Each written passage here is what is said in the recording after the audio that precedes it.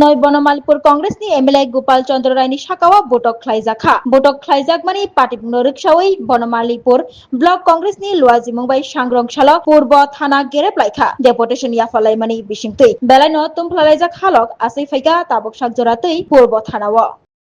পৌঁছানোর জন্য উনি ঘর থেকে বেরিয়ে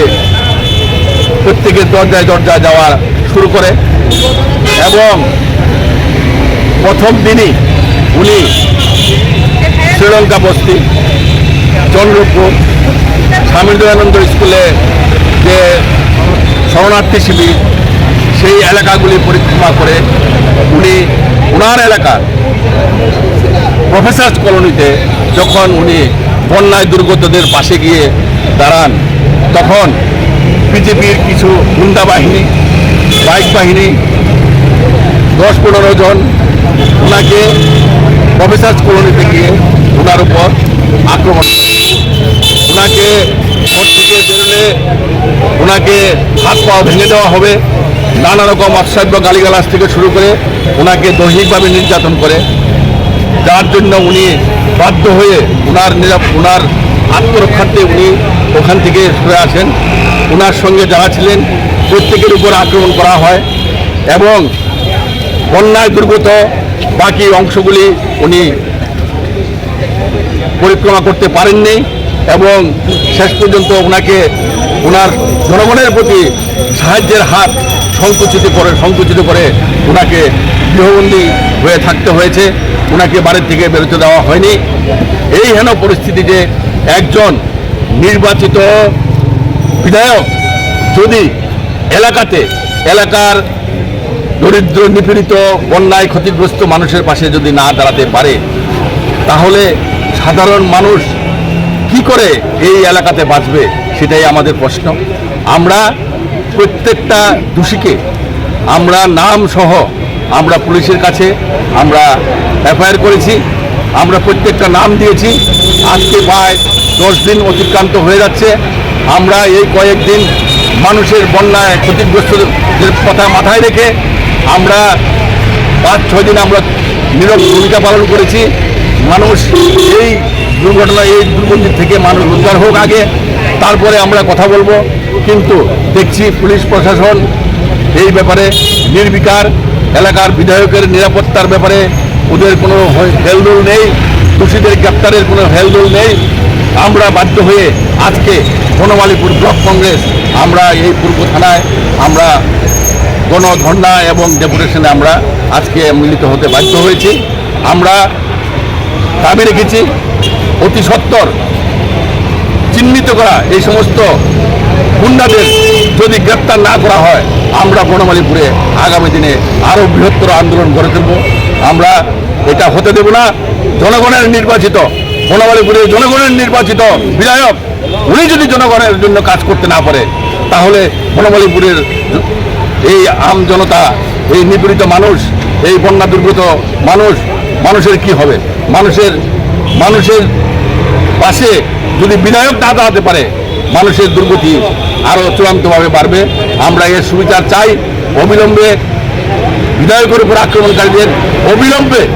গ্রেপ্তার করতে হবে আমরা আজকে আলটিমেটাম দিয়ে এসেছি আলটিমেটাম দিতে আমাদের প্রতিনিধি দল গেছে যদি এর কোনো সুনির্দিষ্ট সমাধান দোষীদের গ্রেপ্তার যদি অবিলম্বে না করা হয় আমরা আগামী দিন থেকে আরও বৃহত্তর আন্দোলন আমরা এই বনমালীপুর সারা ত্রিপুরা রাজ্যে আমরা গড়ে তুলব নামটা আপনার আমার নাম সুশান্ত সেন চৌধুরী আমি বনমালীপুর ব্লক কংগ্রেসের একজন সদস্য আমি বনমালীপুর ব্লক কংগ্রেসের পক্ষ থেকে আপনাদের সবাই কাছে আমার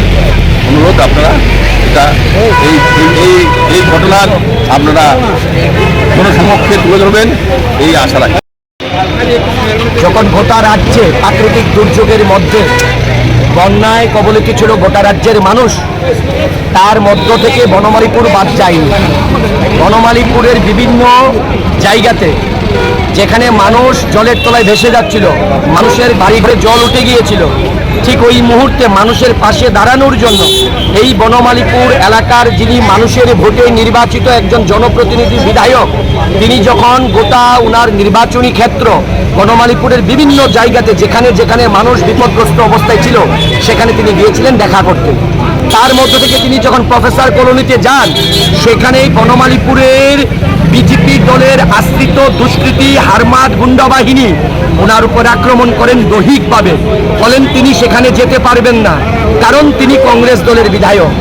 একজন কংগ্রেস দলের বিধায়ক মানুষের ভোটে নির্বাচিত হয়েছেন, তিনি সেখানকার জনগণের সঙ্গে, তিনি যাদের ভোটে নির্বাচিত তাদের পাশে থাকবেন না, এটা কিভাবে হয়? ওনার উপর যখন এই মানসিক এবং দৈহিক অত্যাচার বা আক্রমণ করা হয়, তারপর তিনি সেখান থেকে নিজের আত্মরক্ষার জন্য বাড়িতে তিনি চলে আসেন। আমরা বনমালীপুর ব্লক কংগ্রেসের পক্ষ থেকে সেই দুষ্কৃতী হারমাদ গুন্ডাদের বিরুদ্ধে গ্রেপ্তার করার জন্য এই পূর্ব থানাতে নাম ধাম দিয়ে আমরা মামলা করি, আমরা তাদের বিরুদ্ধে এফআইআর করি। আজ প্রায় 10 দিন অতিক্রান্ত হয়ে যাচ্ছে, এখনো রাজ্যের রাষ্ট্রপতি পুরস্কার পাওয়া রাজ্যের পুলিশ প্রশাসন এই অপরাধীদেরকে গ্রেপ্তার করছেন না। আমরা জানতে পারছি না অপরাধীদেরকে তারা গ্রেপ্তার করছেন না, না তারা শাসক দলের আশ্রিত হারমাদ গুন্ডা বাহিনী বলে তাদেরকে এনারা গ্রেপ্তার করছেন না। আজকে বনমালীপুর ব্লক কংগ্রেসের উদ্যোগে আমরা এই পূর্ব থানাতে ঘেরাও করেছি, আমাদের প্রতিনিধি সেখানে ভেতরে গিয়েছেন আসামিদেরকে গ্রেপ্তার করার জন্য। আমরা আপনাদের মাধ্যমে বনমালীপুরের মানুষদের, জনগণকে বলতে চাইছি, এলাকার বিধায়ক আপনাদের পাশে আছে, আপনাদের পাশে যাতে এলাকার বিধায়ক না আসতে পারে এই জনবিরোধী হারমাদ গুন্ডা বাহিনী বিজেপি আশ্রিত সন্ত্রাসীরা, এরা ওনার উপর দৈহিক আক্রমণ করে, যাতে